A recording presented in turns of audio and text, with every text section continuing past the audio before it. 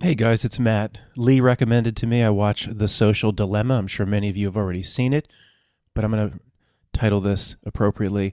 I watched The Social Dilemma so you don't have to, and you can hold the food down that you were eating over the holidays and you don't regurgitate it back up. It was just, let's just get into it. If everyone's entitled to their own facts, there's really no need for compromise, no need for people to come together. In fact, there's really no need for people to interact. The whole back end turns into basically a hit piece on the truth community that it implies that almost everything floating around the internet is fake news, and we have to have a consensus on what's real. And of course, these people will decide what's real. Listen to the music, the I don't know, the ominous music. Always notice the music a video plays in the background for effect. In a country. So long term, the solution here is to build more AI tools that find patterns of people using the services that. In this reality, the Zuckerberg plays the same sort of bad guy role, plays the role, just like the Melvin Gates character. Always the bad guy, always pushing for more AI. This is his role. We need to have some shared understanding of reality. Otherwise, we aren't a country. Again, this is like a big part of the whole back end. There's so much fake news floating around. Of course, the result of these conspiracy people, not really directly at conspiracy, but it mentions flat and all sorts of stuff. And these are just the nonsense roads that people go down on the internet and get themselves. The kid is like turned into a zombie. He's like, this is what happens to a kid when he goes down the path of fake news, and he can't even, he looks like a junkie. And it's just, but see, the front end is legitimate. They talk about how the human being is analyzed as the consumer and all the levels and every click is being recorded. So it seems like your friend, this documentary. Then they'll do the hit piece on the back end. That's how they do business.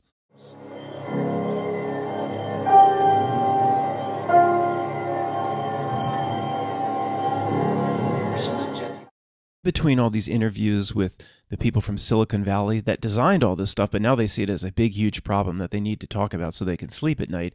They follow the life of this kid.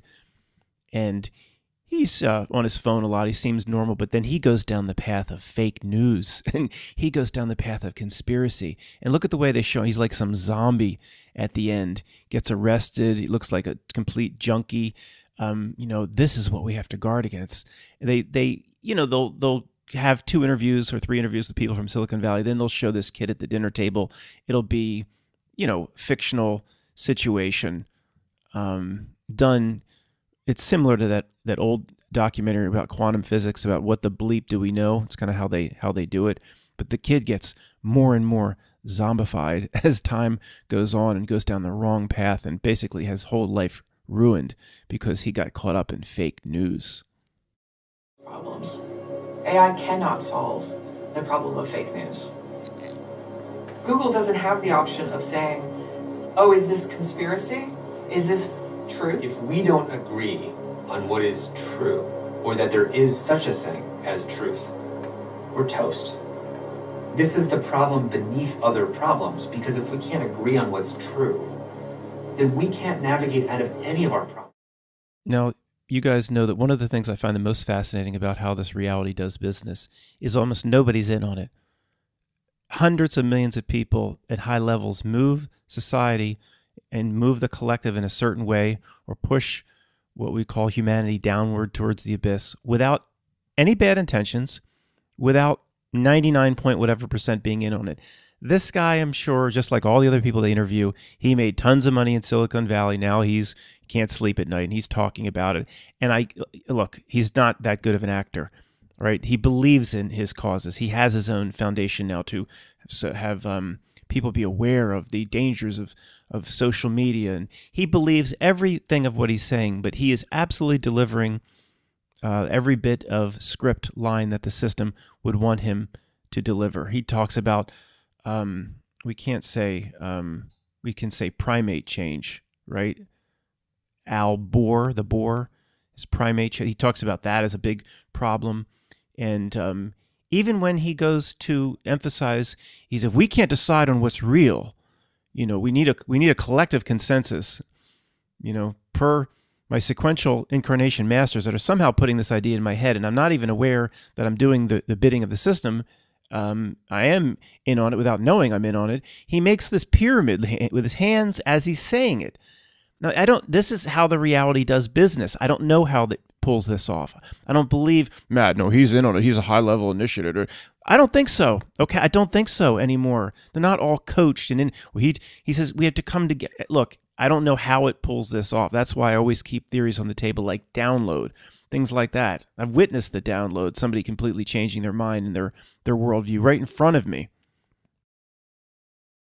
Okay, The Social Dilemmas on Netflix. It's brought to you or created by Exposure Labs. Exposure Labs. A lot of times the production company name is a truth drop. That happens a lot anymore. This documentary drama hybrid explores the dangerous human impact of social networking with tech experts sounding the alarm on their own creations. Oh, the front 30, 40 minutes absolutely does that, and it becomes your friend. So I grab my handheld camera, and the only way I can do this without any issues is to just record the thumbnails as I fast forward through the documentary. You think they're going to let this load? Are you going to let this load? I would hope so, but you never know. All these people they interview are these ex-bigwigs for tech companies that have now grown a conscience. But one guy created the thumb up button or the like button on Facebook. Think he's worth any money? The one girl was one of the first people at Instagram. All these people did something pretty big at a tech company you've heard of. The point is, they're worth, the people they interview here, minimum worth $20, $30, $40 million. Some are worth $200 or $300 million, I'm sure. They've all grown a conscience, and they see the real problem that's developing with this AI analyzing every single click and every single thing that your child does online, and your child's looking at certain web pages and social networks all day long, and they've all grown a conscience like this guy. But how many have given the money back? See, there's where the rubber hits the road. I guarantee none of them have given the money back. That guy just wrote a book. They're not all. Oh yeah, that guy there with the suit on, the older guy, he's saying how dangerous everything is. He was one of the original venture capitalists at Facebook. He's probably worth $800 or $900 million if he got in that early at Facebook. Has he given his money back? No, they're all hypocrites. See that woman there? I finally figured out who she is by watching this documentary. But YouTube has been trying to push a video with her face on it for months. I don't know what it is. I've never clicked on it.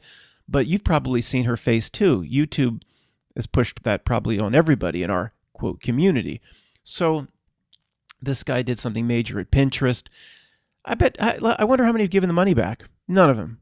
Or, don't Matt, this, I'm sure they have a charitable foundation. Well, put your money where if it's so evil, then give the money away. You won't find that, will you? Look, what is that? Eye symbolism? What else is new? Anyway, guys, so the first part, they just establish your trust, and they'll tell you, just like the Snowden revelations, they'll tell you every single click is analyzed and how ominous these server farms, and they know exactly what to serve up to you to get your attention because they have basically a digital profile on you that is more predictive probably of you than you can predict yourself. And they Snowden give away all this information. And this is such an amazing documentary. It's our friend. And it establishes trust because of all the truth it reveals. And then, there's Sean Parker. He's such a nice guy associated with the Borg at Facebook.